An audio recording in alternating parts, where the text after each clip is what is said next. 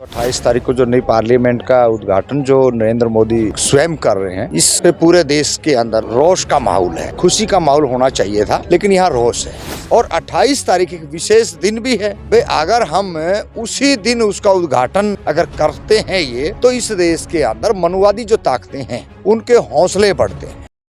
पहली बात तो 28 तारीख को जो नई पार्लियामेंट का उद्घाटन जो नरेंद्र मोदी स्वयं कर रहे हैं, और इस पे पूरे देश के अंदर जो एक रोष का माहौल है, खुशी का माहौल होना चाहिए था, लेकिन यहाँ रोष है। सारे विपक्ष पार्टियां वो विरोध कर रहे हैं, और इधर अंतर्राष्ट्रीय प्लेयर जो है, कुश्ती के जो खिलाड़ी हैं, वो चंद कदमों की दूरी पर बैठे हुए हैं। पार्लियामेंट का नरेंद्र मोदी जी को उद्घाटन करने से पहले इस देश की आम जन की जो समस्याएं हैं उसको सुनना चाहिए। और जब उन्होंने जो नींव रखी उसकी, तो स्वयं रखी है, और अब उद्घाटन भी स्वयं कर रहे हैं, तो ऐसा लग रहा है कि ये जो चीजें गलत दिशा में जा रही हैं। और 28 तारीख एक विशेष दिन भी है। भाई अगर हम उसी दिन उसका उद्घाटन अगर करते हैं ये, तो इस देश के अंदर मनुवादी जो ताकतें हैं उनके हौसले बढ़ते हैं।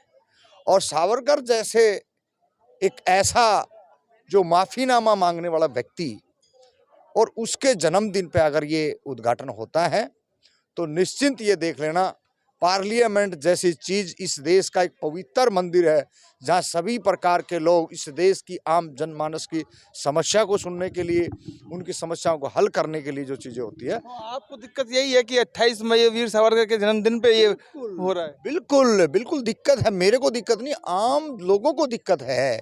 ये आम जो इस देश के अंदर जो एक्टिविस्ट हैं, जो पढ़ते लिखते हैं, दिन रात जो सर्च करते हैं, जिनको इस बात का पूरा भरोसा है और विश्वास के साथ है कि इस देश के अंदर इतनी समस्याएं हैं, आपको पार्लियामेंट बनाने की क्या आवश्यकता थी? पहला सवाल तो यही है, और ठोक के है, हम बिल्कुल डंके की चोट पे कह रहे हैं, पार्लियामेंट की कोई जरूरत नहीं थी। अभी हमारे पास जो पार्लियामेंट थी ऑलरेडी, वो कम से कम भी 70 साल और चल जाती। लेकिन यही है कि ये ऐसे सत्ता में आके बैठे हैं, चाहे इन्होंने राष्ट्रपति भवन से इंडिया गेट तक का मरम्मत कराई हो, चाहे पार्लियामेंट का मामला हो, और तमाम इस देश के अंदर ऐसी ऐसी चीजें हैं जो ये सब कुछ अपने नाम करने की होड़ में लगे हुए हैं। बीजेपी आधुनिक चीजें हैं नहीं संसद भवन में, इसलिए बता रहे हैं लोग कि हाँ आधुनिक है यार। जमाना कहाँ पहुंच रहा है, उसमें आज भुखमरी की कागार पे खड़ा है। आप 2 लाख करोड़ नौकरियों की बात करके आए थे, 15-15 लाख की बात करके आए थे। कोरोना काल में कितने लोग मारे गए। आप इधर पार्लियामेंट, मैंने खुद देखा स्वयं, जब कोरोना काल चल रहा था तो लोगों को बसों में बैठा करके आप लोग पार्लियामेंट बनवा रहे थे। मतलब एक तरफ पूरी देश की जनता को आपने बंद कर दिया, और दूसरी तरफ आप अपना आलीशान जो बंगला बन रहा है उसमें अपने अपने जो माफ़ी मांगने वाले जो लोग हैं उनकी आप उसके जन्मदिन पे मना रहे हो। और इधर इनका जो दीनदयाल उपाध्याय मार्ग पे है, जो इनका राष्ट्रीय कार्यालय है, उस पर भी यही हाल था। कोरोना काल के अंदर जो ना आपका सारे काम चल रहे हैं, तो इनसे तो सीधा सीधा यही है कि आम जन बहुत दुखी है। और अब ये देख लेना, अगर जिस तरीके से पहलवान यहाँ बैठे हैं, महापंचायत महिला होने जा रही है, जैसे आह्वान है, अगर मान लो कि इस देश के कुछ लोगों को सद्बुद्धि आ जाए और महिलाएं ज़्यादा ना निकले, 70 किलोमीटर के दिल्ली के दायरे की जो महिलाएं हैं, अगर वो एक बार अगर दिल्ली के अंदर यूथ जितना भी है वो अगर एक बार आ जाए, तो इस पार्लियामेंट में इन्होंने क्या क्या गड़बड़ करी है, और 9 साल के अंदर कितना इस देश को नीचे डबोया है। चाहे आप रेल से ले लो, LIC से ले लो, तमाम ऐसे संसाधन थे जो हमारे जो आज तहस नहस हो गए हैं। तो आगे तो शिक्षा की बजट की हम बात कर लें, चाहे भूमि सुधार बिलों की हम बात कर लें, तमाम सारी जो चीज़ें इस देश के अंदर ध्वस्त की गई हैं।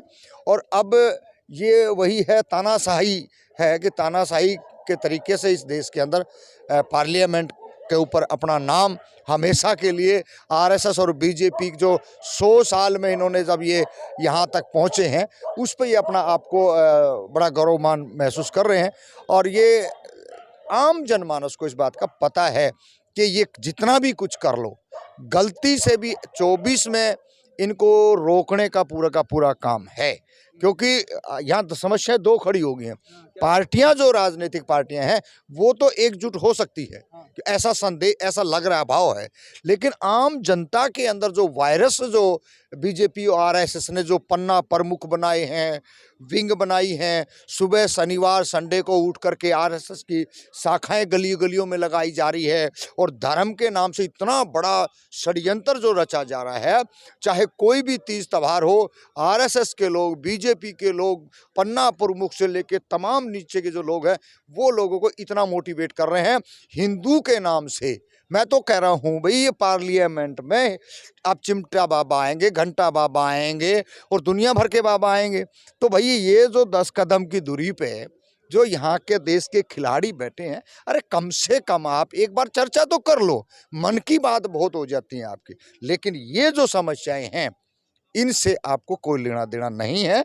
और यही है कि दोनों चीज़ें जब तक इस देश के आम मजदूर किसान वो बीजेपी को नहीं समझेगा, इस पाखंडवाद अंधविश्वास से नहीं निकलेगा, हमारे को नहीं लग रहा कि ये सत्ता से भाग जाएगी। सर एक सवाल और भी है कि कुछ लोग नए संसद भवन के उद्घाटन पे सवाल उठा रहे हैं। कुछ लोग कह रहे हैं कि राष्ट्रपति के द्वारा होना चाहिए और कुछ लोग कह रहे हैं कि वीर सावरकर के जयंती के दिन मतलब मनाया जा रहा है, ये बिल्कुल गलत है। देखिए, वीर सावरकर के तो हमने कहा माफ़ी मांगने वाला इस देश के जो गांधी को हत्यारे जो लोग हैं, तो उनका नाम से और उद्घाटन मतलब उसके जन्मदिन पे हो रहा है, तो शायद मैं तो इस देश के तमाम उन लोगों को कहूँगा कि 28 तारीख को आज ही टेलर के पास जाएं, काला गमछा काला कपड़ा पहन करके आएँ कि इन्होंने पीछे से 9 साल तक लेकर आज की क्या कर रहे हैं। तो ये तो इसमें तो कोई दो राय नहीं है कि कोई भी इस देश के अंदर मान लो कि पार्लियामेंट पे अब ये नरेंद्र मोदी जी खुद उद्घाटन कर रहे हैं, कोरोना काल इनों में आया तो लाखों करोड़ों मजदूर मारे गए थे।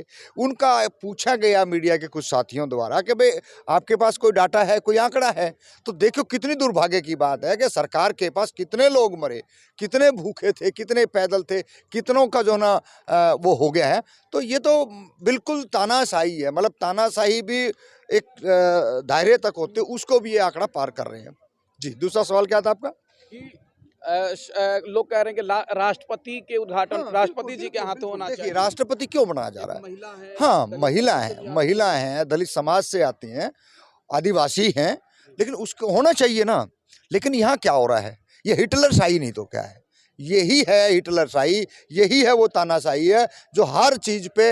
अभी कोई साथी कह रहा था कि कभी किसी के पैर धोता है, कभी उनके ऊपर फूल बरसाए जा रहे हैं।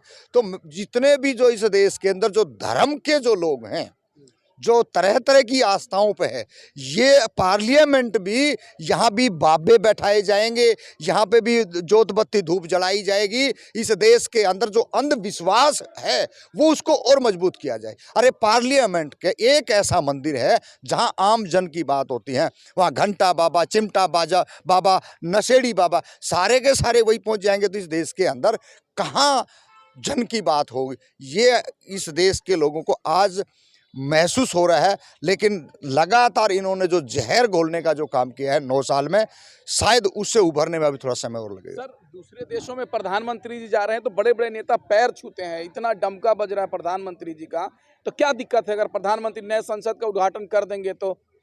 देखिए, ये नरेंद्र मोदी जी जो प्रधानमंत्री है, बाहर जाके कहता जी मैं तथागत गौतम बुद्ध के देश से आया हूँ, हैं, और दूसरी तरफ यहाँ पे जो इस तरीके के ये आडंबर रास्ता है, तो ये दोगले लोग हैं। दोगले लोगों से हमने सावधान रहना पड़ेगा। देश के अंदर लाखों बेटियों के साथ यौन शोषण होता है, हत्याएं होती हैं, बलात्कार होते हैं, मुसलमानों को सीधा सीधा टारगेट किया जा रहा है।